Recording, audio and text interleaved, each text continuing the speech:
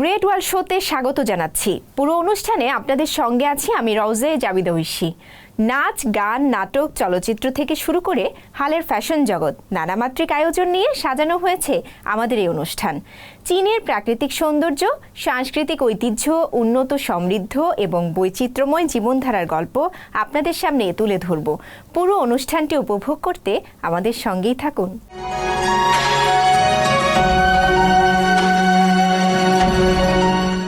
চীনে যেন উৎসবের আমেজ শেষই হচ্ছে না, আর হবেই বা কিভাবে?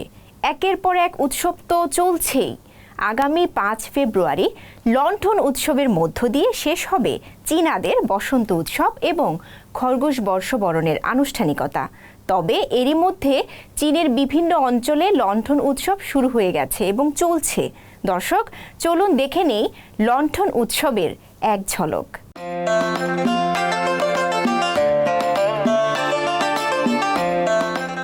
চীনের বিভিন্ন অঞ্চলে শুরু হয়েছে লণ্ঠন উৎসব। এটি চীনা চান্দ্র ক্যালেন্ডারের প্রথম মাসের ১৫তম দিনে উদযাপিত হয়। বৈচিত্র্যময় চীনা লোকশিল্প উপকরণে উত্তর চীনের শানসি প্রদেশে লণ্ঠন মেলার আয়োজন করা হয়েছে। খরগোশ, ফুল, মহাকাশযান এবং চীনা রাশিচক্রের চিহ্নের মতো বিভিন্ন থিম বিশিষ্ট লণ্ঠনগুলো শানসির কাওফিং শহরের ১২০০ মিটারের বেশি রাস্তাকে আলোকিত করেছে। একই সঙ্গে ৫০০টি ড্রোন দিয়ে একটি অত্যাশ্চর্য লাইট শোর আয়োজন করা হয়েছে। আমি লণ্ঠন মেলা দেখেছি, যাতে চীনা কিংবদন্তি গল্প এবং আধুনিক প্রযুক্তির উপাদান রয়েছে। আমি এখানে উৎসবের পরিবেশ উপভোগ করছি। লাইট শোটাও আমার ভালো লেগেছে। মেলায় দর্শনার্থীদের উপভোগের জন্য স্থানীয় সুস্বাদু খাবার, লোকসঙ্গীত এবং নৃত্য পরিবেশনেরও ব্যবস্থা করা হয়েছে। ২৮ জানুয়ারি শুরু হওয়া এই ইভেন্টটি আগামী ১০ ফেব্রুয়ারি পর্যন্ত চলবে।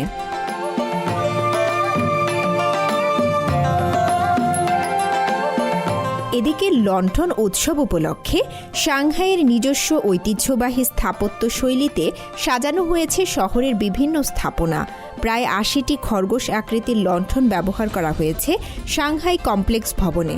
উৎসবের অংশ হিসেবে সাংহাইয়ে নববর্ষের মেলা অনুষ্ঠিত হয়েছে।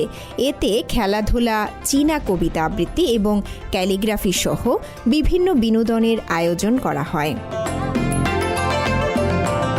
পূর্ব চীনের ফুচিয়ান প্রদেশের লোকেরা লণ্ঠন উৎসবকে ঘিরে প্রস্তুত করছে স্থানীয় ঐতিহ্যবাহী খাবার। লণ্ঠন উৎসব বসন্ত উৎসব উদযাপনের সমাপ্তির সংকেত দেয়। ফুচিয়ানে ঐতিহ্যবাহী উৎসবটি চালের ডাম্পলিং বা ইওয়ান শিয়াও খাওয়ার মাধ্যমে পালন করা হয়। রঙিন ফানুস তৈরি করা হয় এবং অন্যান্য লোকজ রীতি পালন করা হয়, যার মাধ্যমে সৌভাগ্য এবং সমৃদ্ধি বয়ে আসে বলে বিশ্বাস করা হয়। এছাড়া চীনের অন্যান্য অঞ্চল জুড়েই চলছে ঐতিহ্যবাহী লণ্ঠন উৎসব। রওজে জাবিদা ঐশী, সিএমজি বাংলা। চীনের খ্যাতিমান ল্যান্ডস্কেপ চিত্রশিল্পী ফানি ইয়াং চীনের অপরূপ প্রাকৃতিক দৃশ্য, চীনা সমাজের আনন্দমুখর সময় এবং সময়ের পরিবর্তনে ক্রমশ বদলে যেতে থাকা প্রকৃতি ও সমাজের চিত্র দারুণভাবে ধরা পড়েছে তাঁর তুলির আঁচড়ে। চায়না গ্লোবাল টেলিভিশন নেটওয়ার্ক CGTN-এর ৬ পর্বের তথ্যচিত্র আর্ট বিটের একটিতে উঠে এসেছে বরেণ্য এই শিল্পীর জীবন ও শিল্পচর্চার পূর্বাপর। ঐতিহ্যিক চীনা চিত্রকলার বিষয়েও বলেছেন চীনের গুণী এই শিল্পী। বিস্তারিত থাকছে রিপোর্টে।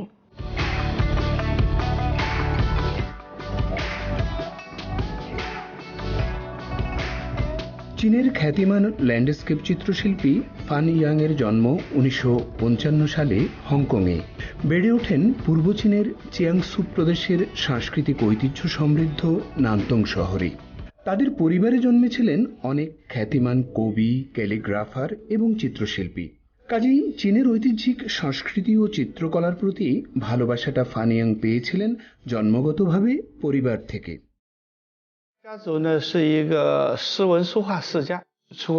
কবি এবং শিল্পী পরিবারে আমার জন্ম। আমাদের পরিবার অনেক কবি, লেখক ও শিল্পীর জন্ম দিয়েছে। কাজেই একটি সাংস্কৃতিক পরিমণ্ডলে আমি বড় হয়েছি। নানতংয়ে আপনারা আমাদের পুরনো বাড়ি বেড়াতে যেতে পারেন। মিং ডাইনেস্টির সময়কালে তৈরি ওটা।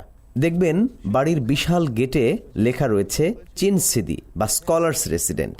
আমার পূর্বপুরুষদের একজন চীন সি ছিলেন, অর্থাৎ রাজদরবারে নিয়োগের পরীক্ষায় উত্তীর্ণ হয়েছিলেন। একেবারে ছোটবেলা থেকেই চাচা খ্যাতিমান চিত্রশিল্পী ফান চ্যাং এর উৎসাহে চিত্রকলার প্রতি আগ্রহী হন ফান ইয়াং। 1977 সালে ফান ইয়াং নানচিং নর্মাল কলেজে ভর্তি হন। বিখ্যাত সেই কলেজটিতে তার প্রথম প্রাতিষ্ঠানিক চিত্রকলা শিক্ষা। স্নাতক হবার পর সেখানে 23 বছর শিক্ষকতা করেন ফান ইয়াং। 2005 সালে তিনি চীনের জাতীয় চিত্রকলা একাডেমির ল্যান্ডস্কেপ পেইন্টিংস রিসার্চ অফিসে পরিচালক নিযুক্ত হন। ফান ইয়াং মনে করেন চীনের চিত্রকলা মূলত বিস্তৃত ক্যানভাস নিয়ে কাজ করে, তবে ছোটখাটো বিষয়বস্তুতেও তার সমান নজর। চীনের ঐতিহ্যিক চিত্রকলায় একটা দারুণ ব্যাপার আছে। চীনের চিত্রকলার থিম এবং ক্যানভাস খুবই বিস্তৃত। এক টুকরো কাগজে হাজার হাজার মাইলের নদী ও পর্বতমালা আঁকা যায়। আবার গুবরে পোকা, প্রজাপতি কিংবা ঘাসফুল কিছুই গুরুত্ব হারায় না। প্রকৃতির ছোটখাটো বস্তু দিয়েও আমরা নিজেদের প্রকাশ্যে সিদ্ধহস্ত। ফান ইয়াং মনে করেন শিল্পীদের একটু মুক্তমনা হতে হয়। তাদেরকে সামাজিক রীতিরেওয়াজ ও সময়ের পরিবর্তন সম্পর্কে ওয়াকিবহাল থাকতে হয়। তাহলেই কেবল একজন শিল্পী তার তুলিতে সময়কে ধরতে পারেন। 67 বছর বয়সী এই চিত্রশিল্পী মনে করেন তার কাজ নতুন যুগে নতুন মানুষের কাছে চীনের মহান আখ্যান তুলে ধরবে। কারণ চীনের অনিন্দ্য প্রাকৃতিক সৌন্দর্য থেকে শুরু করে কোভিড মহামারী সামাল দিতে ব্যস্ত চিকিৎসাকর্মী সব কিছুই তার তুলির আঁচড়ে মূর্ত হয়েছে।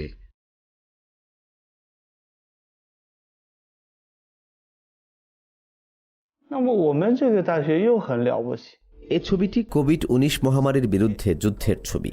আমি এর নাম দিয়েছি রিডিং নোটস। আমি আসলে একটি আলোকচিত্র এঁকেছি। এটা খুবই আবেগতাড়িত করে। কিছু ডাক্তার একটি সিটি স্ক্যান বিশ্লেষণ করছেন, কেউ মাস্ক পরে আছেন, নার্সরা স্যালাইনের বোতল ধরে রয়েছেন। এটি একটি বিশেষ সময়ের আখ্যান।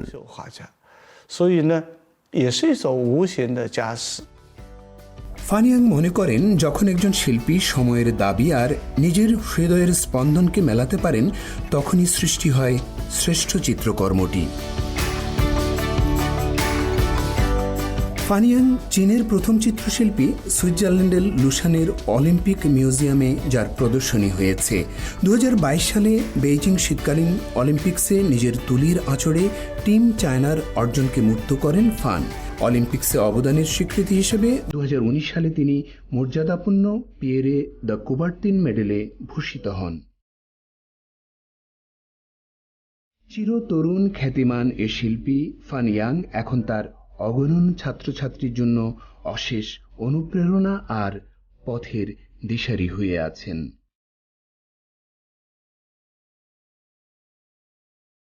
মাহমুদ হাশিম, সিএমজি বাংলা।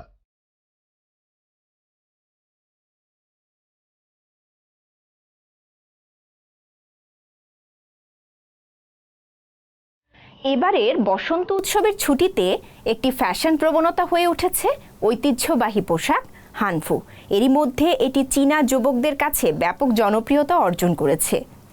এদিকে বসন্ত উৎসব উপলক্ষে বিশ্বের 27টি দেশে চীনা বইমেলা অনুষ্ঠিত হয়েছে। রিডিং চায়না থিমের সঙ্গে মেলায় 150টিরও বেশি শিরোনাম দেওয়া হয়, যার মধ্যে রয়েছে পুরস্কার বিজয়ী চীনা উপন্যাস এবং চীনা শাসন ব্যবস্থা।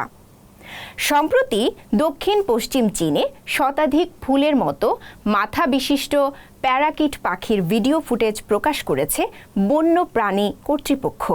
বিস্তারিত থাকছে রিপোর্টে। এবারের বসন্ত উৎসবে ঐতিহ্যবাহী চীনা পোশাক হানফুর সময়ের সেরা ট্রেন্ডিংয়ে পরিণত হয়েছে। ফ্যাশনে পূর্ণ বিকাশও লাভ করেছে, কারণ এই পোশাক পরিধান করে ভোজ, সমাবেশ এবং বিভিন্ন উৎসব আয়োজনে যোগ দিতে দেখা যায় অনেক তরুণ তরুণীদের। হানফু চীনের হান জাতিগোষ্ঠীর একটি পূর্ণ বৈশিষ্ট্যযুক্ত পোশাক। বর্তমানে রীতিমতো উৎসবের পোশাকে পরিণত হয়েছে এই হানফু। তরুণদের পছন্দের তালিকায়ও পেয়েছে অগ্রাধিকার। ই কমার্স ব্যবসায় নতুন মাত্রা যোগ করতে শুরু করেছে এই পোশাক। তরুণ ব্যবসায়ী যারা হানফু নিয়ে কাজ করছেন, এবারের উৎসবে অনলাইন ও অফলাইনে মানুষের স্বতঃস্ফূর্ত সাড়াও পেয়েছেন। এবারের হানফুর ডিজাইনগুলো আধুনিক শৈলীর সঙ্গে প্রাচীন শৈলীকে একত্রিত করেছে বলে জানান এই তরুণ ব্যবসায়ী।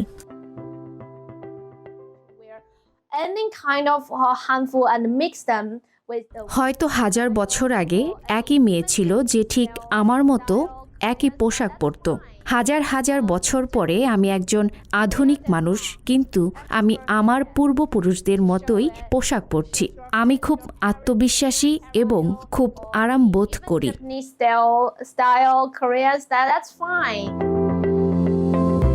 বিশ্বের বিভিন্ন দেশে অনুষ্ঠিত হয়েছে 13তম চীনা বসন্ত উৎসব বই প্রদর্শনী। সম্প্রতি China national publications import and export group এই বইমেলার আয়োজন করে। মার্কিন যুক্তরাষ্ট্র, যুক্তরাজ্য, থাইল্যান্ড, নেপাল, সিঙ্গাপুর এবং জাপান সহ 27টি দেশে এই মেলা চলে। এক্সপোর বইগুলো বিদেশি পাঠকের রুচির সঙ্গে মানানসই করে বাছাই করা হয়েছে। এতে 4 খণ্ডের সংকলন, Xi Jinping, the governance of China, CPC 20তম জাতীয় কংগ্রেসের প্রতিবেদন এবং অনেক পুরস্কার বিজয়ী সাহিত্যকর্ম অন্তর্ভুক্ত হয়েছে। দক্ষিণ পশ্চিম চীনের রুইলি শহরে গাছের ডালে শতাধিক ফুলের মতো মাথাবিশিষ্ট প্যারাকিট পাখির ভিডিও ফুটেজ প্রকাশ করেছে বন্য প্রাণী কর্তৃপক্ষ। গেল সপ্তাহে এই ভিডিওটি প্রকাশ করা হয়, যা চীনে পাখির উল্লেখযোগ্য সংখ্যা বৃদ্ধিকে তুলে ধরেছে। ব্লোজম হেডেড প্যারাকিট একটি বিপন্ন প্রজাতির পাখি, যা চীনের 2য় শ্রেণীর জাতীয় বিশেষ সুরক্ষিত প্রাণীর তালিকাভুক্ত। কুয়াংটং প্রদেশের সুনিয়াতসেন ইউনিভার্সিটি স্কুল অব লাইফ সায়েন্সের পাখি বিশেষজ্ঞ এবং অধ্যাপক লিউ ইয়াং জানান, সাম্প্রতিক রেকর্ড সেটিং পর্যবেক্ষণ প্রমাণ করেছে যে চীনে প্যারাকিট পাখির সংখ্যা পুনরুদ্ধার হচ্ছে। অনেক মূল্যবান আলেকজান্ড্রিন প্যারাকিট, ধূসর হেডেড প্যারাকিট, লাল প্যারাকিট এবং রোজ রিংযুক্ত প্যারাকিট পাখিও রুইলিতে পরিলক্ষিত হয়েছে। রাউজায়ে জাবিদা ঐশী, সিএমজি বাংলা। মহামারীর বিধিনিষেধের পর বেশ ঘটা করেই বসন্ত উৎসব উদযাপন করেছে চীনারা। তবে বসন্তকাল শুরু হলেও শীতের আমেজ এখনও কাটেনি চীনে। শীতকালীন খেলাধুলা তো চলছেই। রাজধানী বেইজিংয়ের বিভিন্ন পার্ক, শপিং মল ও রেস্তোরাঁ সহ উল্লেখযোগ্য কিছু স্থান ঘুরে আরও জানাচ্ছেন আমাদের সহকর্মী প্রেমা। বন্ধুরা, এই বছরের শীতকালে চীনের বিভিন্ন খাতে পৃথক পৃথকভাবে কাজ ও উৎপাদন কাজ পুনরুদ্ধার হচ্ছে। বেইজিংয়ের বিভিন্ন জায়গা ক্রমেই প্রাণবন্ত হয়ে উঠছে। প্রতি বছর নববর্ষের জন্য সুন্দর করে সাজানো হয় রাস্তাঘাট। শিশুদের হাসি ও চিৎকার, তরুণ তরুণীদের হাসি ঠাট্টা, এমনকি ছোট এক তুষার কণা হতে পারে শীতকালে একটি সবচেয়ে প্রাণবন্ত বিষয়। আজকে আমি আপনাদেরকে নিয়ে বেইজিংয়ের নানা স্থানে গিয়ে এই সুন্দর দৃশ্য দেখাবো। 海淀街内অবস্থিত উখসং বাণিজ্যিক এলাকায় একটি কৃত্রিম বরফ ও তুষার পার্ক শিশু ও প্রাপ্ত বয়স্কদের স্বর্গে পরিণত হয়েছে। তারা তুষার বল দিয়ে খেলেন, স্নোবল নিয়ে ছোড়াছুড়ি খেলেন, এমন আরো অনেক খেলায় তারা মেতে উঠেন। এই শীতকালীন মজা, বাইসাইকেল চালানো, স্কি করা, তুষার খেলা অথবা প্রিয়জনের জন্য নববর্ষের উপহার কেনা শীতের মজা, সহজে আনন্দ পাওয়া যায়। মানুষ খাদ্যের উপর নির্ভরশীল। ফল ও সবজির বাজার শহরের সবচেয়ে প্রাণবন্ত জায়গা। বাজারগুলো নববর্ষকে সামনে রেখে সাজানো হয়েছে। প্রতি স্টলে লাল লণ্ঠন, লাল মরিচ এবং ফু তথা সুখী লেখা কাগজ ঝোলানো হয়েছে। বাজারগুলোয় উৎসবের আমেজ। তাজা সবজি, ফল, মাংস ও সিফুড আছে বাজারে। অনেক বাসিন্দা বাজারে বিভিন্ন খাদ্য কিনতে আসেন প্রতিদিন।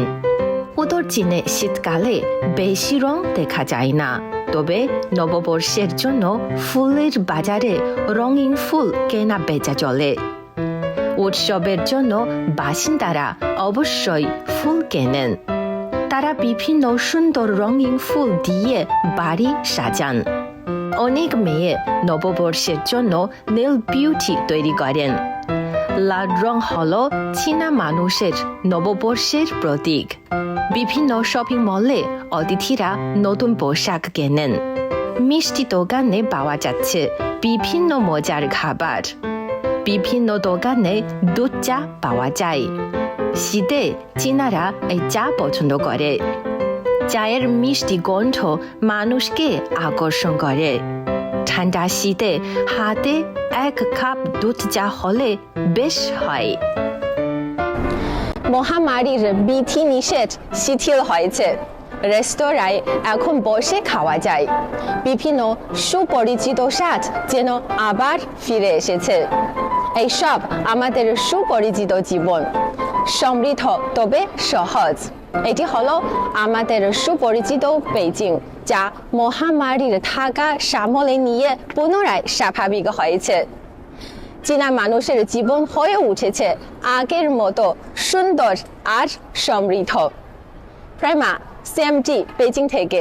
পুলিশের বম ডিসপোজাল ইউনিটের একজন চৌকস কর্মকর্তা পুন সিংফাং দায়িত্বরত অবস্থায় দুর্ঘটনায় নিজের পা হারিয়ে পুলিশ ফোর্সে কাজ করার ক্ষেত্রে অকৃতকার্য হয় সে।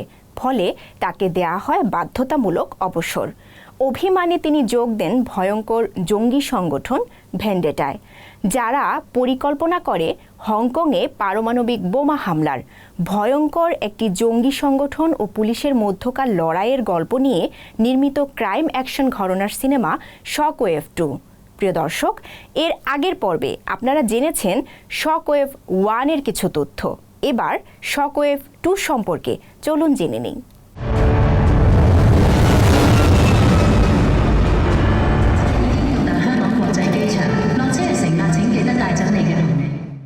হংকংয়ে আবির্ভূত হল নতুন একটি রহস্যময় সন্ত্রাসী সংগঠন ভেন্ডেটা। মা শাই কোয়ান এবং ব্লিজার্ড নামে দুজন সন্ত্রাসী পরিচালনা করে এই সংগঠনটি।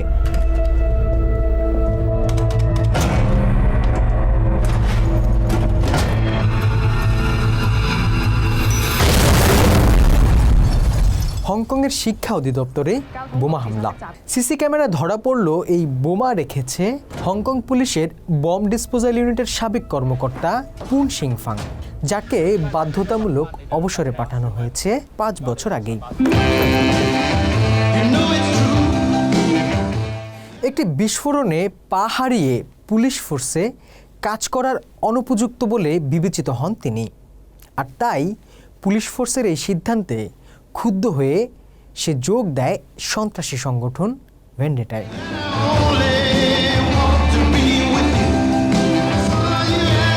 4 মাস পর একটি হোটেলে বোমা রাখে পুন সিংফাং, কিন্তু সময় মতো পালাতে না পেরে বোমা বিস্ফোরণের পর অজ্ঞান অবস্থায় উদ্ধার করে তাকে গ্রেফতার করে পুলিশ।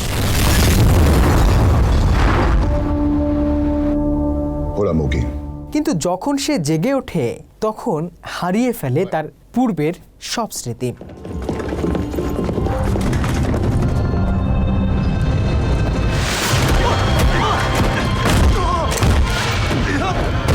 হাসপাতাল থেকে পালিয়ে যাওয়ার চেষ্টা করে পুন সিংফাং এবং তাকে উদ্ধার করতে এগিয়ে আসে ভেন্ডেটা।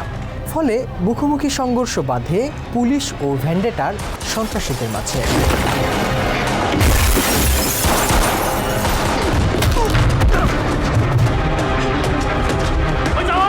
পুলিশি হেফাজত থেকে সফলভাবে পালানোর পর পুন সিংফাংয়ের কিছু স্মৃতি যেন আবারও ফিরে আসতে লাগলো।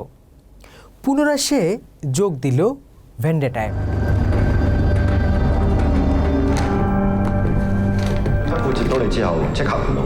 ভেন্ডেটার গোপন রুমে প্রবেশ করার পর সে জানতে পারল একটি ক্ষুদ্র পারমাণবিক বোমা ডেভি নিয়ে এসেছে ব্লিজার্ড, আর এটা নিয়েই তাদের পরবর্তী মিশন।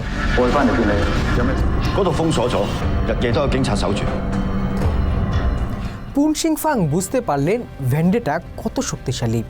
পুলিশের সব কিছু তাদের নিয়ন্ত্রণে। তারা ইচ্ছে করলেই দেখতে পান পুলিশের সব কর্মকাণ্ড।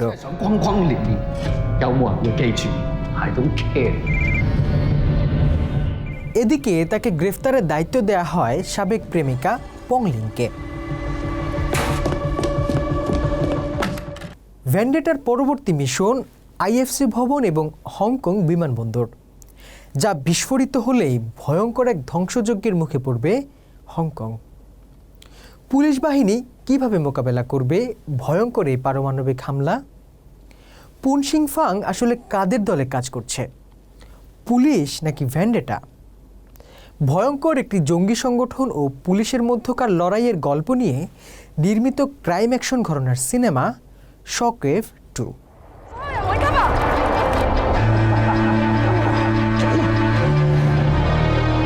2020 সালে মুক্তিপ্রাপ্ত এই সিনেমাটির চিত্রনাট্য ও পরিচালনা করেন হংকংয়ের বিখ্যাত পরিচালক হারম্যান রাও।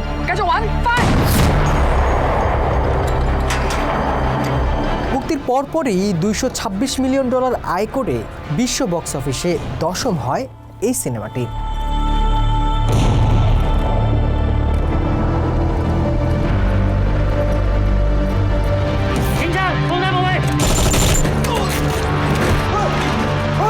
পুলিশের বোম ডিসপোজাল ইউনিটের কার্যক্রম ও একটি ভয়ঙ্কর জঙ্গি সংগঠনের সাথে লড়াই নিয়ে নির্মিত এই সিনেমাটির প্রতিটি মুহূর্ত এবং গল্পের অনাকাঙ্ক্ষিত টুইস্ট ছাড়াও ব্যাকগ্রাউন্ড মিউজিক, অভিনয় এবং সিনেমাটোগ্রাফি ছিল প্রশংসনীয়। আপনি যদি সাসপেন্স থ্রিলার সিনেমা পছন্দ করে থাকেন তাহলে আপনার জন্য ভালো পছন্দ হতে পারে ক্রাইম অ্যাকশন ঘরানার সিনেমা শকওয়েভ 2। আপনি চাইলে বাংলা সাবটাইটেল সহ উপভোগ করতে পারেন এই সিনেমাটি।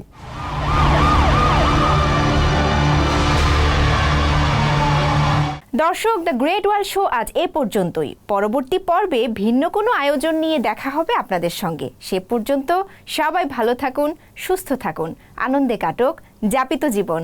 চাইচিয়েন।